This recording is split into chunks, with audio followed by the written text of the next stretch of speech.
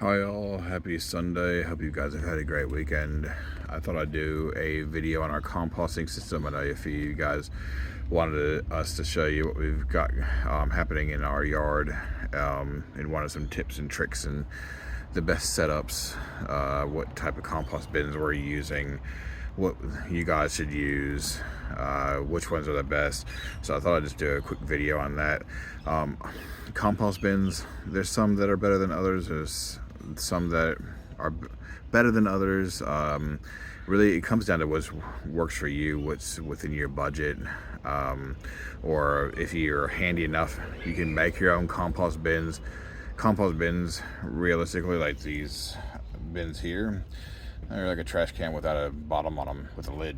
You can cut out a trash can for a lot cheaper, and that has a lid with it, than buying an actual label compost bin if you wanted to. You can also create compost bins out of a few pieces of wood and some bits of sheet metal if you got it around, or roofing material, color bond roofing. People have used that. So it really comes down to budget, space, what really works for you. If you get a few years out of a good compost bin or more, it's better. That's good. They do kind of sometimes deteriorate depending on the material you used. So yeah, we have a 3-bin system set up here. So we've got two bins, two regular kind of bin style compost systems, and we've got a tumbler. The tumbler was the first compost system we had. We didn't have a lot of space, and it was before we really had a lot of our raised garden beds, and we thought, oh, we should compost. So we got the tumbler. It's good in some instances, but for us it gets quite heavy. I think ours is 150 liters. Once you get quite full, it does sometimes get hard to spin, the heavier it gets. They are great for actually turning the compost, as opposed to the bins. So the bins, you actually need to either use an aerator tool. It looks like a little corkscrew. You can buy them at Bunnings, or a lot of the nursery gardens around, or use like a pitchfork. I prefer the pitchfork, easier for me to get in, but it does take a little bit of elbow grease to get into turn the compost, as opposed to a tumbler. But using the bin style is actually easier to get the compost in and get the compost out. So you've got big lids here. Sorry, my monsters here are taking over my bins, but just actually taking off the lid and dropping your contents in there in every week or so, turning it, as opposed to your tumbler system here, where you've got a couple small little holes to put your veggie scraps in, dead leaf material, cardboard, those type of things. We'll go through that in a second. It's a little bit harder to get some of that stuff in there. My compost caddy doesn't fit that hole, so it's kind of like shaking it in to get it into the actual bin without spilling any. So kind of a little bit of pros and cons to both. So composting, compost is, I would say, almost a necessity for veggie produce. High in nitrogen content, high in biological activity, and microorganisms, bugs breaking down the compost into a usable form for your plants. It is a great way to actually reduce your waste and your carbon footprint for what's going to the waste from your own house. So between our composting, we also, our recycling that you have with your normal yellow bin, we've also started recycling our soft plastics about 1.5 years ago with a initiative through the City of Newcastle's council's projects called Kirby the Bilby. They recycle all your soft plastics, so all your soft plastic bags, the top of instant meals, your packaging that a lot of your consumerism comes in. You can actually put that into a plastic bag and barcode it and put it into your yellow bin when it's full, and Kirby will come and pick it up from the recycling plant, and you can actually recycle your soft plastics. Between recycling and composting, we've gone from roughly 2 bags a week of garbage going to the landfill in the last few years before we really got into gardening, to about 1 bag of garbage per fortnight. And what we do save here in these compost bins, we're actually reusing in the garden. So you guys can see here, vegetable scraps, cucumbers, peppers, ends of pepper plants that we've used, coffee beans, all these things can actually go into the compost bin. Any vegetable material, any excluding onions, full onions, onion skins are fine. Eggs, washed, like eggshells washed, can go into a compost bin. The only thing, is full onions, because they attract rats. They smell as they break down. Big lots of bread bring rats as well. And dairy and meat are the few things from a home composting perspective don't ever put into your compost bins, as you'll bring rats. If you bring rats, they eat your produce. They'll find your garden beds here. They'll start to eat your cucumbers, your eggplants, your pumpkins, everything that you worked hard to actually grow.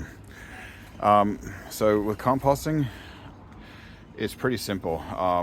Like I said, we've got a 3-bin setup. The 3-bin setup for us, the reason why we have a 3-bin set up, struggling on my words here tonight, is to have one that's empty and that you're filling, one that you've already filled and that it's breaking down, you're turning weekly, and you're actually waiting for it to actually kind of cook, as we call it, and everything kind of breaks down so it's in a usable form. And then you have one that is actually ready to use. So at any point, that's the kind of the concept behind it. It doesn't always work that way. That's the golden standard, but depending on how big your family is, you can have a 5-person family, 6-person family, 8-person family, or be a 3-person family like me, Beck, and our daughter Ava. Can determine how much compost you're actually putting into your bins. So a 3-bin setup might be fine for a 3-person family. 4 or 5, if you've got that many people and you're really serious about composting, you may need more. You may fill them faster. Even for us, 3 bins is probably not enough, because we're actually serious about composting and actually keeping as much as we can on site to actually use in our gardens. Because not only am I helping the environment, I'm helping replenish the soil with microscopic activity and microscopic organisms, helping to actually replenish it, composting worms and everything else. But we're also reducing the amount of trash going into the bins. I like expensive trash bags because they don't break.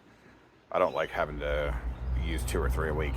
So that's another benefit of it as well. So for every layer of green waste, so you have green compost and you have brown compost. Green compost is your fresh organic matter. So if you've cut up a cucumber, you cut up a pumpkin, you cut up potato, or coffee beans, these are your green waste. So these are your kind of fresh, nitrogen-rich material that's going into your compost bins. For every layer of green material like that, you should be putting in about 2 layers of brown material. So your brown material is your dead leaf matter, like you see underneath the compost bin. And also toilet paper rolls. So we buy our toilet paper rolls from, we previously did, I think it was Who Gives a Crap. I think we're with Zero Co now. That helps with world initiatives like cleaning up the oceans. Your Woolies bags, those brown paper bags you get from Woolies that you never use again, or they broke halfway between the car and your front door and spilled your milk. All that stuff can go in the compost bin. The only thing like waxy paper, waxy cardboard, the backings of all those toys you get at Christmas for your kids, they can't go in. So anything that's glossy, don't put into the compost bins. But anything that's like paper towels, tissues, toilet paper rolls, paper towel rolls, shopping bags from Woolies, Kohl's, all the brown paper ones, they can all be ripped up and go into the compost. So for every 1 layer of green material, put 2 layers of brown material in. The finer you chop it, the faster it breaks down. So like paper shredder material will break down faster than big huge pieces. So the finer you can break it down, the finer you go in, but make it kind of like a lasagna method. You'll hear that from other gardeners. You'll hear that from like I guess your big YouTubers, Gardening Australia, Costa, who's a big composter. They will all say, do the lasagna method, put 1 layer of green, 2 layers of brown, and just then make sure that you kind of stir them up every week and make sure that they're actually kind of being aerated. So if you come out here to your compost bins and they are smelly, smell like vomit, smell like poop, just smell like overall death, it means you're not turning them enough.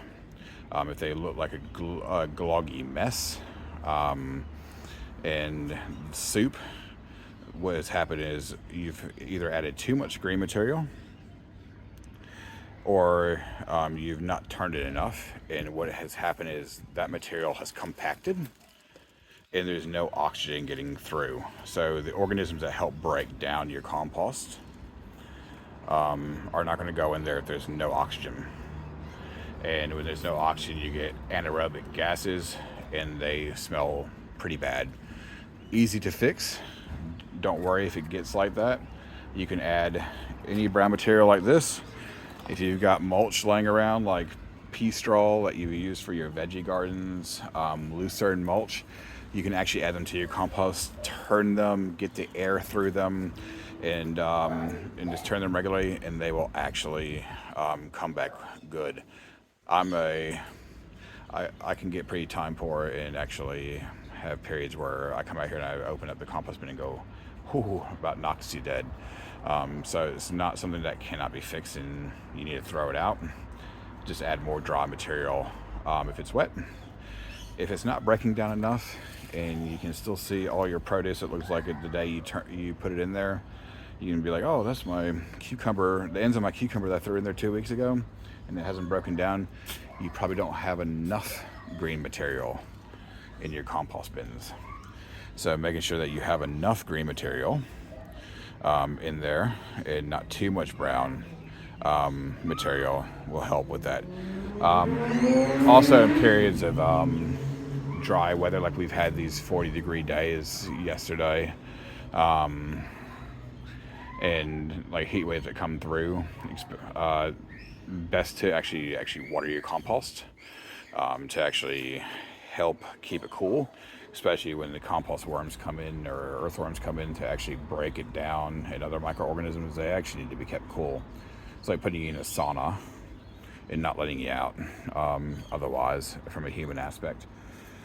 I think that's pretty much it. It's pretty much simple. Like if you're not getting enough breakdown, add green. If you're getting too much wetness and smell and stink, add more brown. And that's paper towels, tissues, your serviettes, toilet paper rolls, any of that kind of stuff. Just not use toilet paper. Those type of things, add them in if it's too wet, or mulch. And yeah, it takes a good handful of months for it all to break down. But once you do, you got wonderful compost to use in your garden. It's come back from your garden. These cucumbers, which I've grown in my garden, are going back into my compost to break down and turn into compost that I can use back in my garden again. So it goes full circle. And again, like I said, you're not only saving the environment, but you're also saving your wallet. Not only from having to buy compost for your garden, but also having the amount of trash bags you have to use and the amount of trash going to landfill. So you win in every single aspect of it. So that's pretty much my small take on composting for the night. If you got any questions, let me know, and I will try to answer them all. Anyways, hope you guys have a great weekend, and hope you guys have a great week ahead. Again, thank you guys for all the support and love that you guys have given this small residential garden in Mayfield.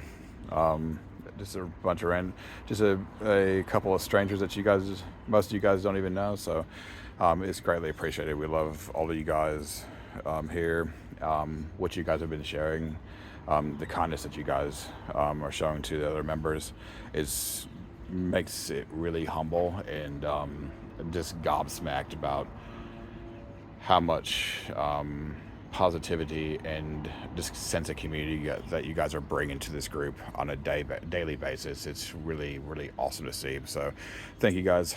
Hope you guys have a great week. Take care. Cheers.